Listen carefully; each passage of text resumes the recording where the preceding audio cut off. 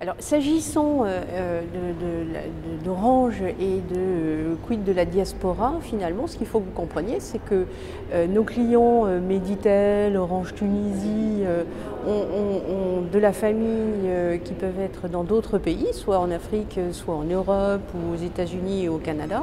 Et le premier besoin de la diaspora qui nous est remonté, ou on va même dire des diasporas, c'est ce besoin de rester en contact. Donc forcément, l'opérateur que nous sommes est au cœur des préoccupations et ça se traduit par des forfaits particuliers avec des coûts extrêmement intéressants, mais aussi, et c'est je trouve ce qui est très nouveau, toutes ces nouvelles technologies et ce qu'apporte le digital dans la relation à la diaspora, notamment tous les outils qui permettent de type Libon, Join, etc., de rester très longtemps en contact, de se voir, ce qui apporte quelque chose de très nouveau, et de vivre en fait des moments. Ce ne sont plus des instants de communication, mais ça s'appelle vivre des moments. Évidemment, donner accès à l'ensemble des réseaux sociaux, etc., permet aux différents migrants, qui d'ailleurs deviennent de plus en plus finalement des gens en mobilité, parce qu'ils ne restent pas forcément dans un pays.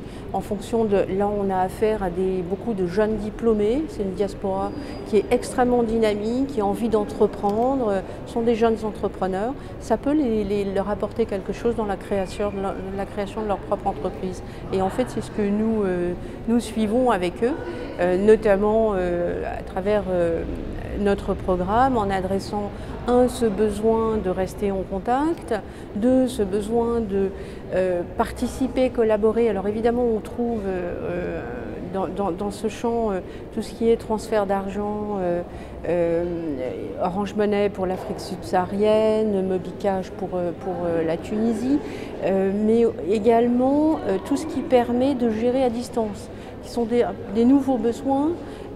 Notamment, je peux payer depuis un pays, peu importe lequel, la facture d'électricité au Maroc, je peux la payer en Tunisie. La gestion à distance, c'est quelque chose qui est beaucoup plus prégnant. Et enfin, effectivement, accompagner les entrepreneurs dans leurs besoins, comment s'ouvrir aux startups, supporter les startups.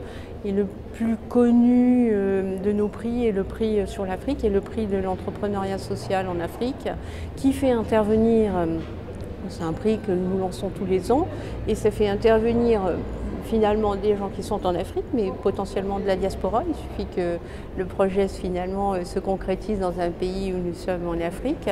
Et ce que nous voyons de plus en plus sont des projets qui sont menés ou proposés par des personnes qui sont à la fois en Afrique, avec des collaborateurs à l'extérieur du continent africain ou dans d'autres pays ou à plusieurs pays.